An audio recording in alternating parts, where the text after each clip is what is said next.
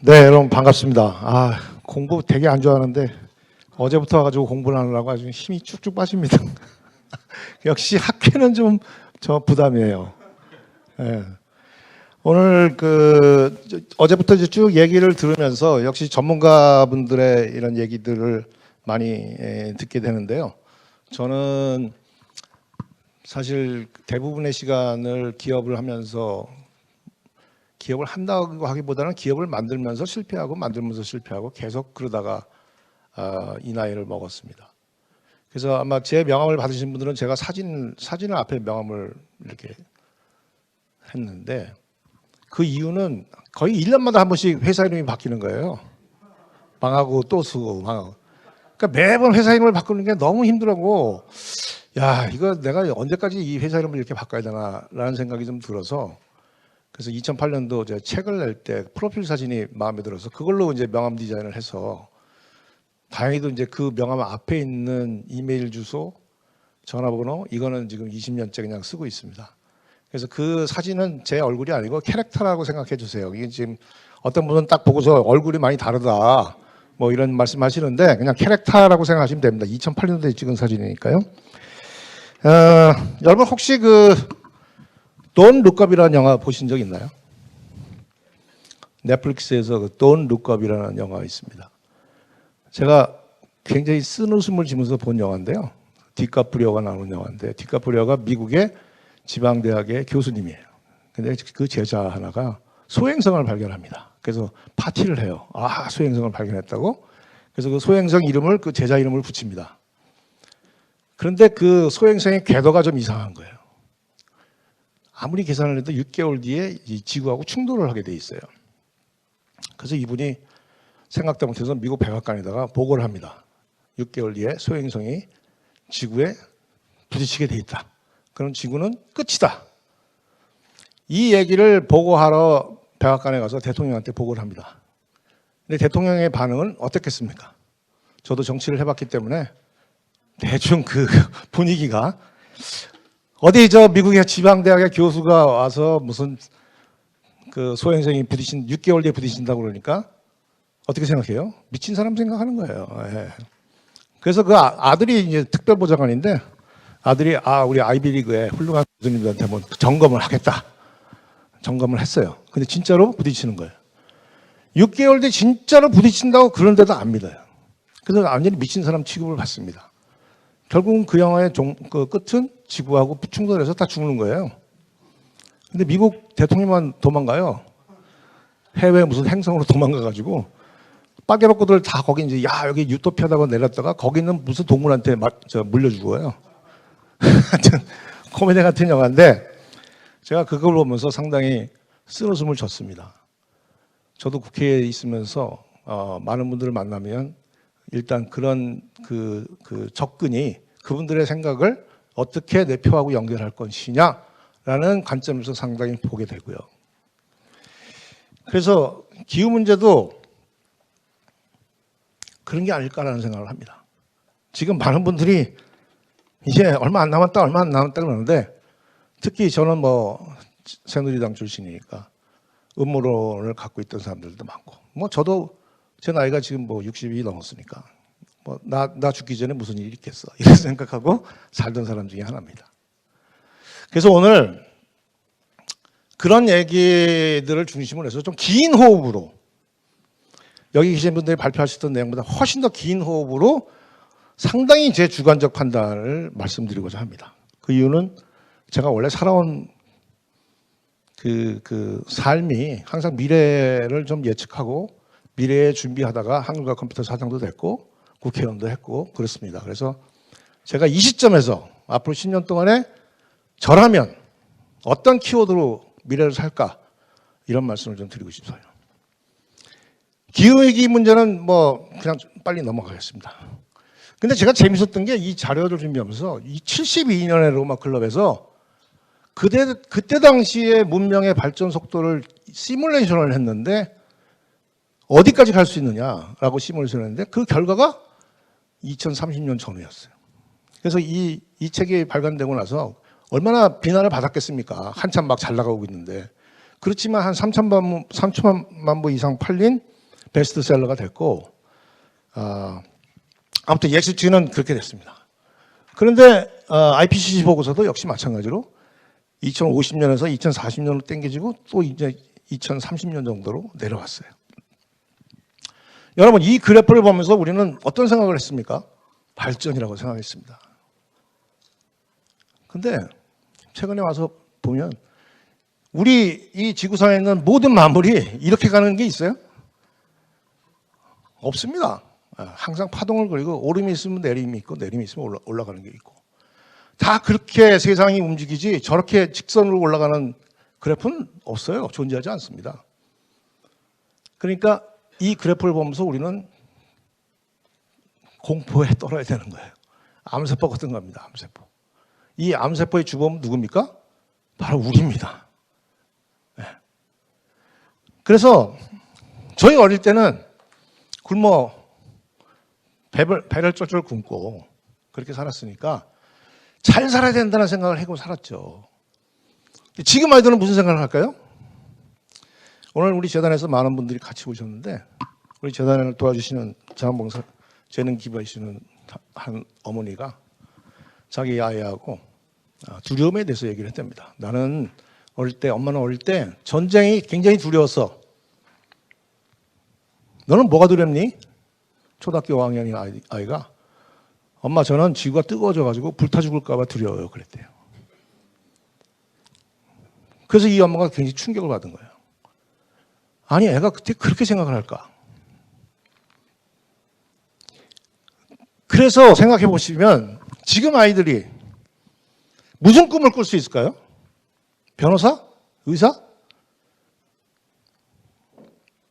꿈을 꿀 수가 없습니다. 아이들은 더 민감하죠. 그럼 우리는 뭐가 되죠? 우리는 가족을 위해서, 사회를 위해서 휴일도 없이 열심히 일했을 뿐인데 자식들한테 경멸의 대상이 될 수밖에 없다. 범죄자가 될 수밖에 없다. 우리한테 이 디스토피아를 물려준 정말 XX 부모들이다. 저는 가끔 그런 걸 봅니다. 뉴스에서 미국에서 많은 청소년들이 나와서 아무 생각 없이 차를 때려 부시고 폭동을 일으켜요. 마약을 합니다. 요새 임상치료하시는 임상치료사들 월급이 1,000만 원이 넘는데요. 또 제가 직접 목격한 상황입니다만, 지하철에서 제가 서울역 지하철에서 출구를 딱 나오는데 뒤에서 막 난리가 났어요. 개새끼 소새끼 막. 나 어떡하라는 얘기, 비명을 지르고. 그래서 뒤를 돌아봤더니 멀쩡하게 생긴 젊은 애가 기타를 들려매고 티켓을, 그걸 못 나오는 거예요. 그 왜 못 나오는지 모르겠어요. 그러면 못 나온다고 난리를 치고 있는 거예요. 뱅뱅뱅뱅 돌다가 또 다시 눌러봤는데 또 안 되니까 날 보고 어떡하라는 얘기냐 이러면서. 사회적으로 아이들이 비록 배는 고팠지만 꿈을 꿀 수 있었다는, 근데 이제는 그 꿈을 꿀 수 없다는 거, 이게 저는 가장 큰 문제라고 생각합니다. 이 문제를 해결하지 못하면 우리는 경멸의 대상인 부모로 끝나는 겁니다. 자, 그래서 우리는 1990년부터 기후 문제를 논의하기 시작했어요. 그런데 한 번도 전체 배출량이 줄어든 적이 없습니다. 놀라운 사실이죠. 그린워싱 얘기하는데 에브리바디가 그린워싱 하고 있는 거죠. 딱 2020년 전후에서 줄었습니다. 그때는 어떤 때였습니까? 예, 비행기가 안 뜨고 공장이 멈추고. 이 얘기는 무슨 얘기입니까? 지금의 상식으로 앞으로 계속 가면 안 된다는 얘기를 하는 거 아니겠어요? 근데 모든 정책은 지금의 상식으로 움직이고 있는데 줄인답니다. 경제를 성장시키는데 탄소를 줄인대요. 말이 안 되는 거죠. 아무도 얘기를 안 합니다. IPCC 보고서의 워킹그룹의 데이터, 워킹그룹의 보고서에는 탈성장이라는 말이 많이 언급되어 있다고 그래요. 근데 정책 기반자를 위한 서머리에는 만장일치로 채택을 하니까 탈성장이란 말이 없습니다.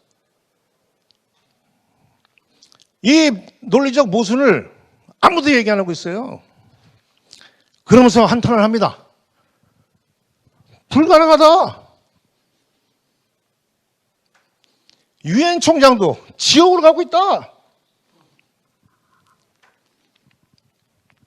이 문제를 해결하지 못하고 있습니다. 저는 이 양극화 확대, 사회 갈등 심화가 제일 두렵습니다. 제가 태풍이나 홍수로 죽을 확률은 거의 없는 것 같고, 사회가 점점 정신적으로 이상해지고 있다. 특히 아이들이 꿈을 이루면서 디스토피아를 꿈꾸면서 디스토피아를 두려워하는 거겠죠. 점점 이상해지고 있다. 마약을 청소년들이 왜 하겠습니까? 엄마들은 계속 공부하라고 그러고 대학 가라고 그러는데 도대체 그거 나와서 뭐 할 건데? 그러면 어떻게 가야 되느냐? 이 얘기를 좀 하고 싶어요. 자, 이건 완전히 제 주관적인 얘기입니다. 저는요, 지금의 시점을 청년 20대 그러니까 어른이 되는 청소년, 요 20대 정도라고 저는 봅니다. 인류의 수준을. 아이가 태어나서 배가 고프면 막 주워 먹어요. 뭘 갖고 싶으면 싸우기도 합니다. 그리고 성장을 해요. 열심히 성장을 했는데 이제 그 몸뚱아리가 더 이상 크지 않는 시점이 된 거예요. 더 이상 양쪽으로 움직일 수가 없어.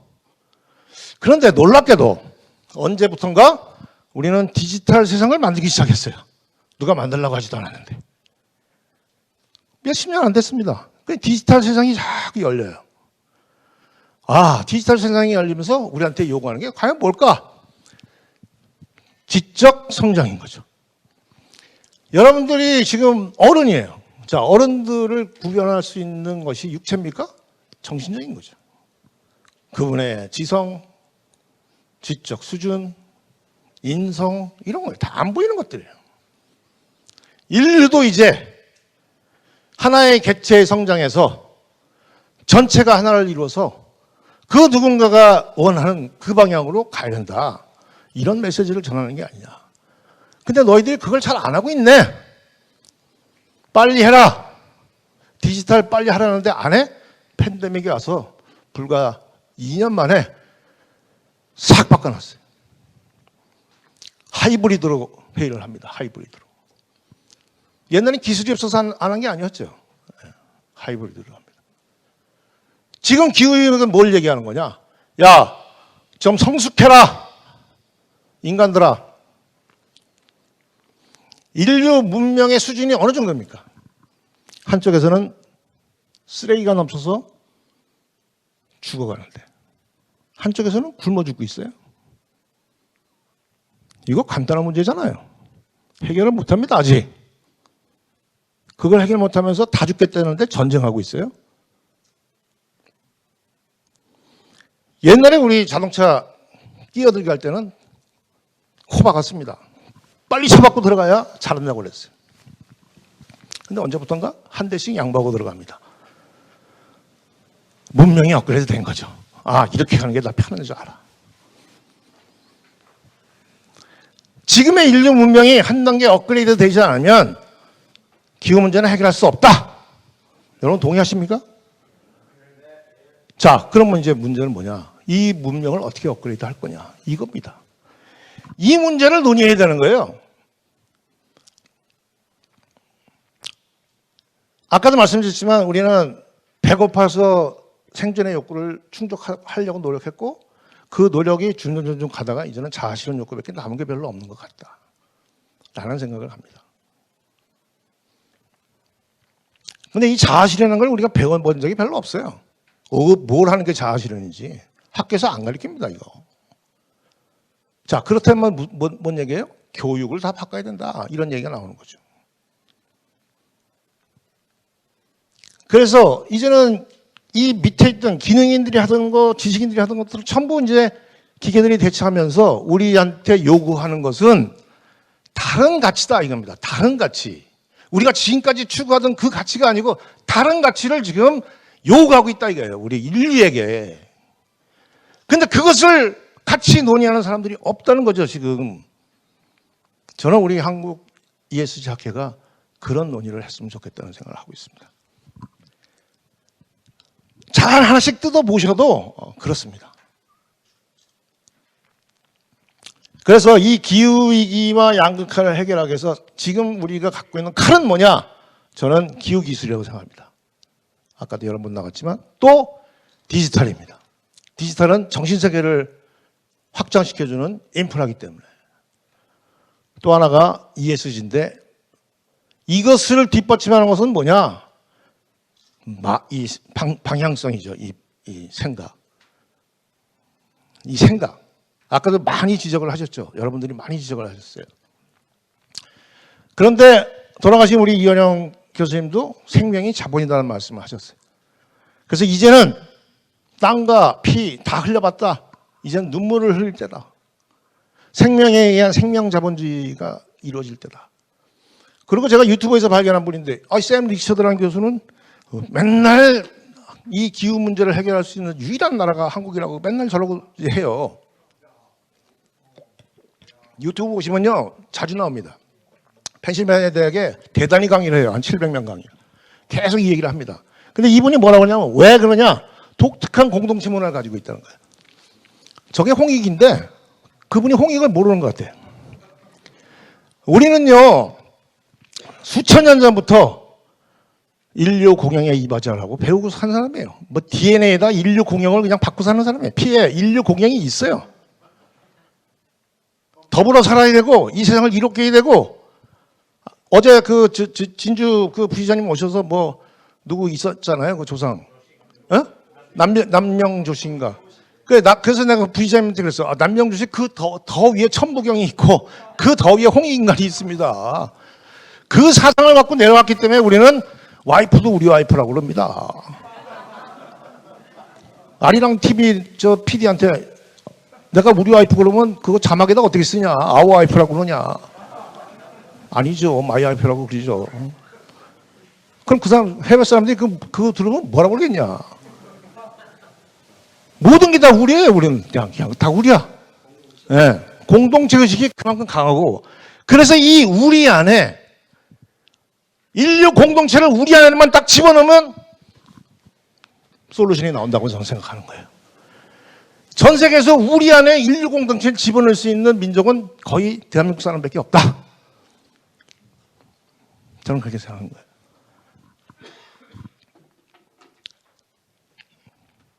그런데 이 홍익인간이라는 얘기를 옛날에 성학자들이 많이 주목을 했더라고요. 저도 몰랐지만. 그리고 우리나라 교육법 이전에는 홍익인간을 가리키라고 돼 있어요. 홍익인간으로. 그리고 또 하나 생각해 보세요.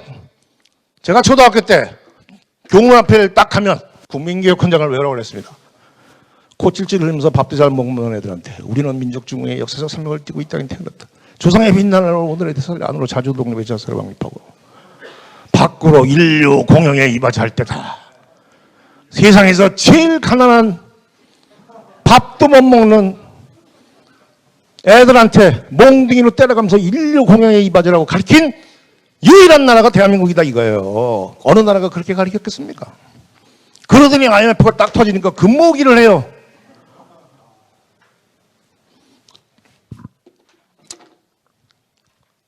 그래서 이 생각으로 이 세상을 이롭게 하겠다는 생각으로 조직이 그 리더가 정신을 번쩍 차리고 조직을 재편하면 ESG는 다 되는 겁니다. 자동방으로.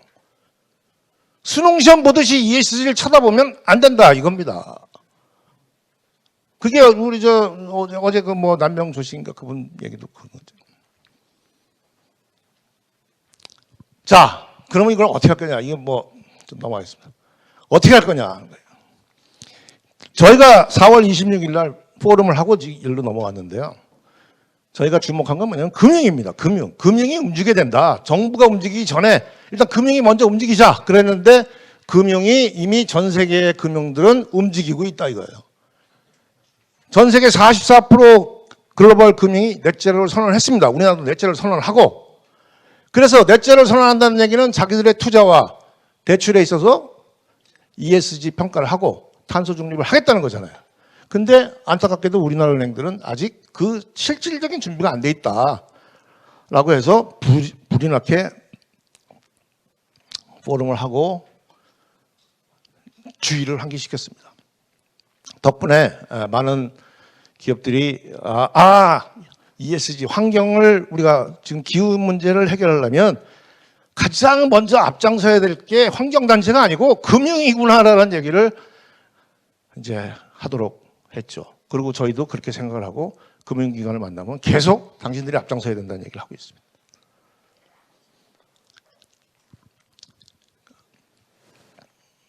그래서 금융이 중요하지만 우리도 해야 될 게 있잖아요. 그리고 규제시장, 정부가 하고 있는 이 규제시장만 갖고는 절대 이 문제를 해결할 수 없다고 제가 말씀드렸잖아요.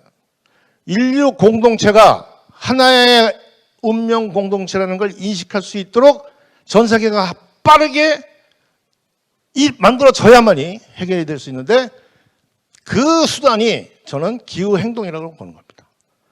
여러분이 분리수거할 때 내가 내 이익을 생각한다면 분리수거 하겠습니까? 우리나라가 왜 분리수거를 잘해요? 머릿속에 뭐가 있어요?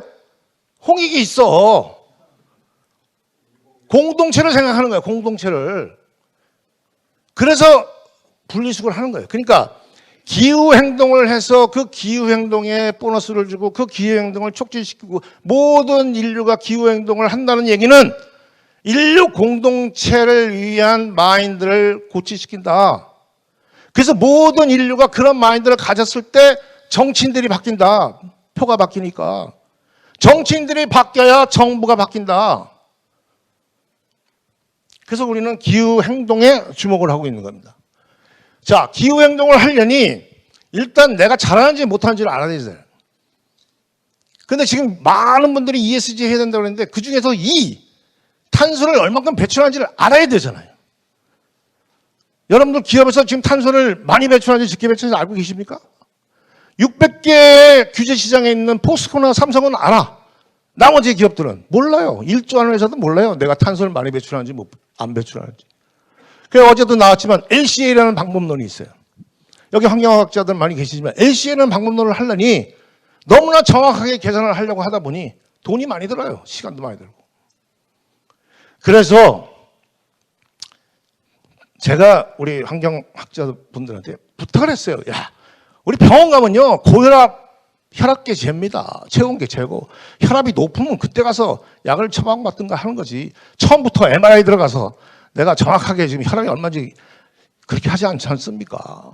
LCA라는 거는 굉장히 정확한 데이터를 만들어내는데 그 전에 내가 잘하는지 못하는지 좀 더 알면 좋겠습니다. 그래서 그런 방법을 좀 찾았습니다. 그래서 그냥 단순하게 사업자 등록이나 재무제표 등을 내면 저희가 5스타 등급을 인증해주는 평가 방법을 어나운스를 했습니다. 그러면 또 이렇게 물어봐요. 그 누가 인증해주는 건데? 저희가 인증합니다. 저희가. 세상에 인증하는 사람 아무도 없는데 그냥 우리 SDX 재단이 당신 잘했습니다 하고 그냥 인증해 준 거예요. 그래서 지난 26일 날 저런 인증 시스템을 4개 회사에 줬습니다. 10개 회사를 저런 방식으로 조사를 했더니 평균보다 16개 회사는 평균 이상으로 탄소 배출을 했고 동종업계 4개는 평균보다 어디는 60에서 80% 어디는 80% 이상 이하로 탄소 배출이 이루어졌습니다. 그래서 인증서를 줬어요. 자, 그러면 이게 정확해? 뭐 이런 것도 또 따지시는 분이 있는데 일단 평균보다 낫다고요. 잘했잖아요. 그냥 잘했다고 그냥 칭찬해 준 거예요. 별 5개 줬어요. 너는 별이 5개 이러고 줬어요. 자, 그러면 지자체 입장에서는 우리 지자체에 별 5개짜리 500개 만들겠습니다. 그러면 그게 ESG 아닙니까? 그럼 공무원들은 500개 인증받아서 500개 회사가 인증받아서 500개 회사가 있게 되면 그 지자체는 잘하는 거잖아요. 전국에서 그렇게 만약 한다 그러면 전국에서 이 기업들이 막 늘어나는 거죠. 이걸 받은 기업이 어떤 생각이 되냐면 동성케미칼이라는 회사가 한 1조 하는 회사인데 LCA를 받다가 복잡한 거예요, LCA가. 근데 어차피 받아야 돼. 그런데 이걸 간단하게 받았어요. 받고 나니까 4스타가 됐어요. 야, 그럼 우리 LCA 받아도 되겠다. 왜냐하면 성적이 좋게 나왔으니까 LCA 받아도 성적이 좋게 나올 가능성이 높아진 거죠. 그 다음에 등급 보류가 됐어. 야, 큰일 났네, 우리. 이렇게 되는 거죠. 그리고 이 성과 인증을 은행에서 5스타 가져오면 우리가 이자 1% 싸게 해줄게. 그럼 확 또 붙겠죠. 이게 붙는다는 얘기는 뭐냐면 내가 탄소 배출을 잘하고 있는지 못하고 있는지, 얼마나 잘하고 있는지 이거를 일단은 가늠하게 해주자는 거예요. 현재 스탠드를, 위치를 좀 알게 해주자는 거예요. 요게 하나 저희가 이번에 발표한 겁니다.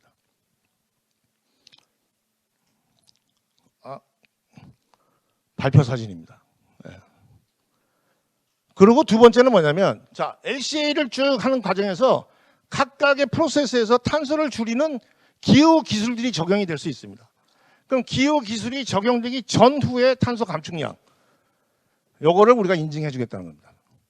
그러니까 전 과정에서 탄소 배출량이 얼마냐가 아니고 A라는 기술이 적용되기 전과 후에 줄어든 탄소 감축량을 저희가 인증해 주겠다는 겁니다.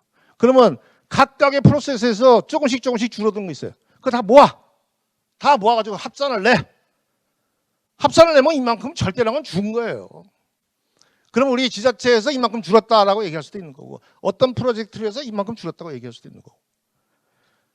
그 감축 인증을 저희는 디지털 블록체인으로 다 만들어 놨습니다. 나중에 조합해서 쓸 수 있게. 그리고 이걸 1년 단위로 주려고 합니다. 그리고 프로젝트 단위로. A라는 회사가 A라는 프로젝트로 몇 년도에 얼마 줄였고 그 다음 해에 얼마 줄였고 이걸 매년 끊어서, 그래서 조합해서 통계를 낼 수 있도록 그렇게 하려고 합니다. 나중에 이거를 이제 필요한 경우에 주고받을 수 있는 구조를 만들려고 합니다. 그래서 이제 지자체한테 제가 인천시 뭐 여러 군데 지금 쫓아다니면서 빨리 이거 가지고 저 ESG 해라. 그리고 어느 정도 이제 이게 레퍼런스가 생기면 제가 환경부에다 얘기해서 지표로 써라. 지자체 지표로. 지자체 이 지표에 GCR 기후성과 인증 별 5개 몇 개 기업이 있는지 그거 지표로 써라. 뭐 와인 하시지 않습니까? 그리고 그거를 저는 전 세계에다 빨리 확산시켜서 너희도 그렇게 해라. 너희도 괜히 그거 저 큰 기업만 갖고 시비 걸지 말고, 유엔에서 주는 CDM이라는 게 얼마나 더디고 시간이 얼마나 걸리고, 그런 방법으로 지금 10년 남았다는데 기후 문제 해결할 수 있습니까?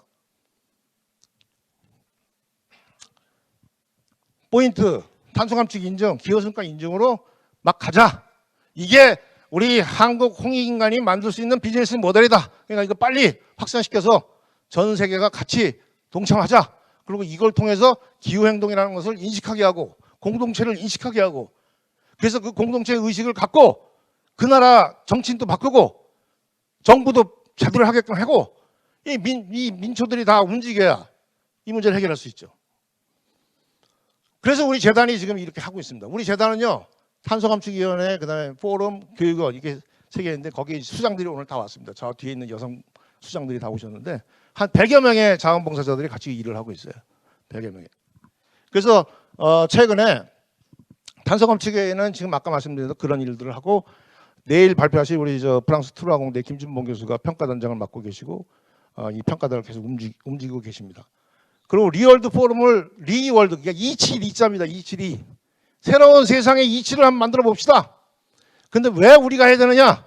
아까도 말씀드렸지만 우리는 홍익정신을 갖고 있기 때문에 우리 안에서 만들어지는 새로운 모델을 빨리 전 세계에 확산해서 이 문제를 해결합시다. 저희는 지구를 빨리 구하자는 거예요. 내가 잘하고 뭐 못하고 중요한 게 아니고 이 지구의 문제를 10년 안에 빨리 방향을 틀어야 되니까 그 틀기 위한 최선의 노력을 하자, 그겁니다. 그래서 리월드 포럼 4월 26일 했습니다. 뭐 원희룡 장관님은 모셔셨고, 김상엽 위원장님 오셨고, 박님원 총장님, 한하진 장관님 영상 축사해 주시고, 나머지 분들은 다 참여해서 열심히 활동을 했습니다. 여기 우리 그 행사를 진행했던 우리 크루들, 그 다음에 그 행사 장면, 그렇습니다. 여기 이제 뭐 앞에 찍은 거고요. 그다음에 교육연구원이 지금 한 60여 분의 우리 강사위원들이 지금 ISO 5만일 수업을 받고 각 지자체의 ESG 관련 교육을 지금 저희가 대행해드리기도 하고 탄소중립센터 컨설팅 이런 걸 하고 있습니다. 여러분, 우리 한국 ESG 학회, 우리나라에서 가장 ESG에 그래도 중요하신 분들이 모여 있는 학회에서 오늘 제가 말씀드린 대로 사포 다 떠나서 이 인류에게 또 우리 아이들에게 적어도 경멸의 대상이 되는 부모가 되지 않도록 함께 노력해 주셨으면 하는 바람입니다. 감사합니다.